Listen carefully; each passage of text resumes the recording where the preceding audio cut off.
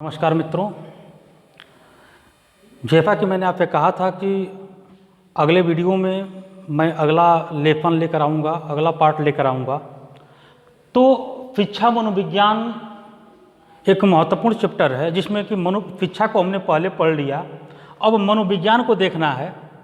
तो यह भी एक बहुत महत्वपूर्ण आपका चैप्टर है। यहाँ पे कम से कम 2 से 3 क्वेश्चन पुटअप किए जा चुके हैं अब तक। जैसे सबसे पहले मनोविज्ञान को आत्मा का विज्ञान किसने कहा, या मन या मस्तिष्क का विज्ञान किसने कहा, या किस शताब्दी में इसे चेतना का विज्ञान कहा गया, या सर्वप्रथम इसे व्यवहार का विज्ञान किसने कहा। तो इन तमाम प्रश्नों को कई बार पूछा जा चुका है और बहुत ज़्यादा पढ़ने की आवश्यकता नहीं है। केवल एक परिभाषा अगर आपको याद हो तो एक परिभाषा पे सारे प्रश्नों का उत्तर आप पा सकते हैं। जैसे वुडवर्थ महोदय ने एक परिभाषा बताई। उन्होंने कहा कि मनोविज्ञान ने सर्वप्रथम अपनी आत्मा का त्याग किया। मनोविज्ञान ने सर्वप्रथम अपनी आत्मा का त्याग किया, फिर अपने मन और मस्तिष्क को त्यागा, फिर अपने चेतना को त्यागा, अब व्यवहार की बात करता है। यह वुडवर्थ महोदय की परिभाषा है। यह परिभाषा भी कई बार पूछी जा चुकी है कि किसका कथन है कि मनोविज्ञान ने सबसे पहले अपनी आत्मा का त्याग किया, फिर अपने मन मस्तिष्क का त्याग किया, फिर अपनी चेतना का त्याग किया और अब व्यवहार की बात करता है। तो यही प्रश्न कई बार आपसे पूछा जा चुका है। तो ये वुडवर्थ महोदय का कथन है और इसी स्टेटमेंट से आपके सारे उत्तर निकल जाएंगे। तो जैसा कि आप देख रहे हैं कि मनोविज्ञान ने सर्वप्रथम अपनी आत्मा का त्याग किया, इसका सीधा तात्पर्य यही है कि मनोविज्ञान को सबसे पहले आत्मा का विज्ञान कहा जाता था। जी हाँ, 15वीं से 16वीं शताब्दी के बीच में मनोविज्ञान को आत्मा का विज्ञान माना जाता था और इसको मानने वाले लोगों में तमाम लोग थे। अरस्तु थे, प्लेटो थे, डेकार्टे महोदय थे, गैरेट महोदय थे। तमाम लोग थे जो कि ये मानते थे कि मनोविज्ञान एक दर्पण का पार्ट है, ये आत्मा का अध्ययन करता है। लेकिन इसको सर्वाधिक मानने वाले में थे गैरेट महोदय। गैरेट महोदय ने कहा कि मनोविज्ञान अपनी जो आत्मा पे जुड़ा हुआ है, यह आत्मा का अध्ययन करता है, व्यक्ति की आत्मा का अध्ययन करता है। अब लोगों ने इस बात को सही भी माना, कहा कि चलिए भाई आत्मा का अध्ययन करता है। लेकिन जैसे जैसे समय आगे बढ़ा, लोगों ने इस पर प्रतिक्रियाएं देनी चालू कर दी और इनसे पूछा गया कि ठीक है, हम मानते हैं कि मनोविज्ञान आत्मा का अध्ययन करता है, तो कैसे करता है। इन्होंने या जो इनके मतावलंबी थे, जो मानने वाले थे कि मनोविज्ञान आत्मा का विज्ञान है, उन लोगों ने इस बात को सिद्ध करके दिखा दिया कि मनोविज्ञान आत्मा का ही अध्ययन करता है। इन लोगों ने कहा कि जो मनोविज्ञान की अंग्रेजी होती है वो है साइकोलॉजी, और साइकोलॉजी 2 ग्रीक शब्दों से मिलकर बनी है, साइकी और लोगस। साइकी का मतलब होता है आत्मा और लोगस का मतलब होता है अध्ययन करना। साइकी मतलब आत्मा, मतलब सोल, और लोगस का मतलब होता है अध्ययन करना, मतलब स्टडी। इस प्रकार पे अर्थ निकल के आता है कि study of soul, study of soul मतलब कि आत्मा का अध्ययन करना। विज्ञान की वह शाखा जिसके द्वारा आत्मा का अध्ययन करते हैं उसे साइकोलॉजी कहते हैं। और साइकोलॉजी ये सिद्ध कर दिया कि यह आत्मा का अध्ययन करती है। लेकिन कुछ विद्वानों ने उन पे तर्कपूर्ण प्रश्न किए, कहा कि आत्मा का रंग कैसा है, आत्मा का रूप कैसा है, आत्मा कार्य कैसे करती है। लेकिन इन प्रश्नों का कोई सटीक उत्तर न हो पाने के कारण इस मान्यता को रद्द कर दिया गया, इस मान्यता को खत्म कर दिया गया कि मनोविज्ञान आत्मा का अध्ययन करता है, आत्मा का विज्ञान है। यह बात पूरी तरह से खत्म कर दी गई। अब मनोवैज्ञानिकों, शिक्षा शास्त्रियों के सामने दूसरा प्रश्न आया कि आखिर मनोविज्ञान को जब आत्मा का विज्ञान नहीं कहते हैं तो आखिर मनोविज्ञान है क्या। मध्ययुगीन दार्शनिकों ने बहुत इस पर अपनी टिप्पणियां दी। बहुत लोगों ने कहा कि यह मन और मस्तिष्क का अध्ययन करता है, और इस कड़ी में सबसे जो आगे थे वो थे इटली के दार्शनिक पेम्पोनाजी।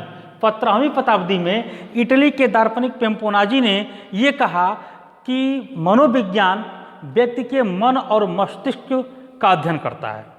लेकिन जो प्रश्न आत्मा वालों से पूछा गया था, ठीक वही प्रश्न इनके पास भी पुटअप किया गया कि आप बताइए मन की प्रकृति क्या है, मन का रूप क्या है, मन का रंग क्या है, मन कार्य कैसे करता है। इसका कोई तथाकथित उत्तर न दे पाने के कारण यह विचारधारा भी पूरी तरह से समाप्ति कर दी गई कि मनोविज्ञान आपका मन और मस्तिष्क का अध्ययन करता है। तो आपने देखा कि आत्मा के विज्ञान को नकार दिया गया, मन और मस्तिष्क के विचार को नकार दिया गया।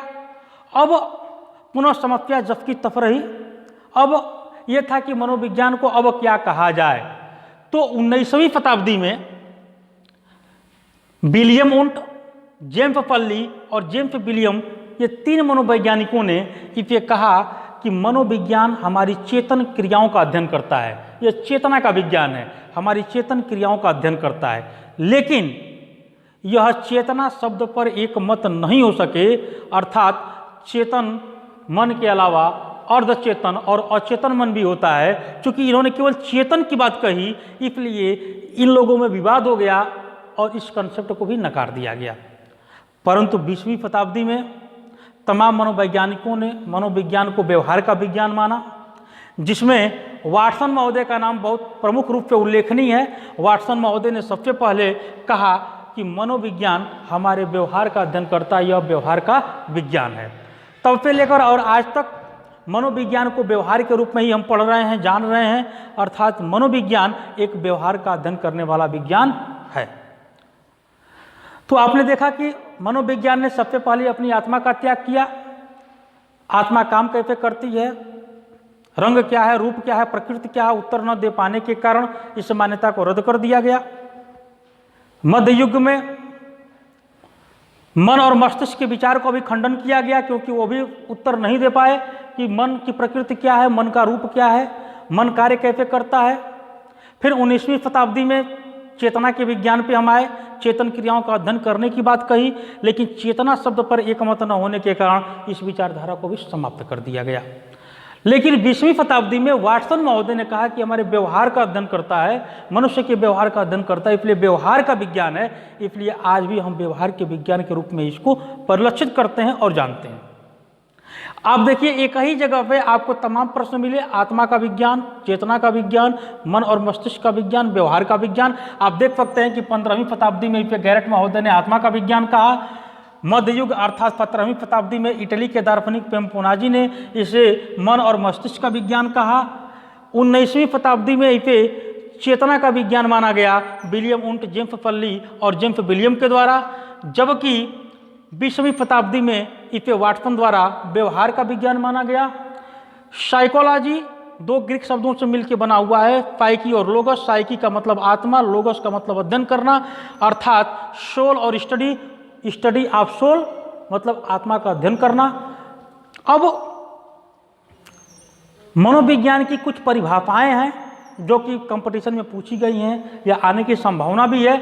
जैसे बोरिंग महोदय कहते हैं कि मनोविज्ञान मानव प्रकृति का अध्ययन करता है।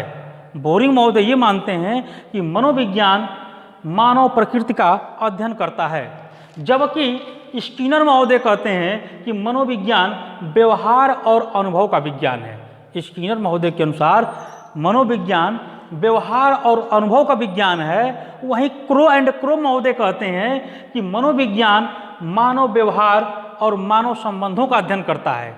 क्रो महोदय कहते हैं कि मनोविज्ञान मानव संबंध या मानव व्यवहार का अध्ययन करता है, और गैरिसन महोदय का कथन है कि मनोविज्ञान का संबंध प्रत्यक्ष मानव व्यवहार से है। तो आपने देखा कि मनोविज्ञान और मनोविज्ञान की कुछ महत्वपूर्ण परिभाषाएं। आज के लिए बस इतना ही। अगले पार्ट में हम आपको बताएंगे कि शिक्षा मनोविज्ञान के पुस्तक के लेखक कौन है, शिक्षा मनोविज्ञान के जन्मदाता किसको कहते हैं, या व्यवहारवाद का जनक किसे कहते हैं, या साइकोलॉजी शब्द का सर्वप्रथम उपयोग किसने किया। मनोविज्ञान के क्षेत्र को बताएंगे, बालक की आवश्यकता को बताएंगे और बालक की समस्या को बताएंगे। तब तक के लिए धन्यवाद।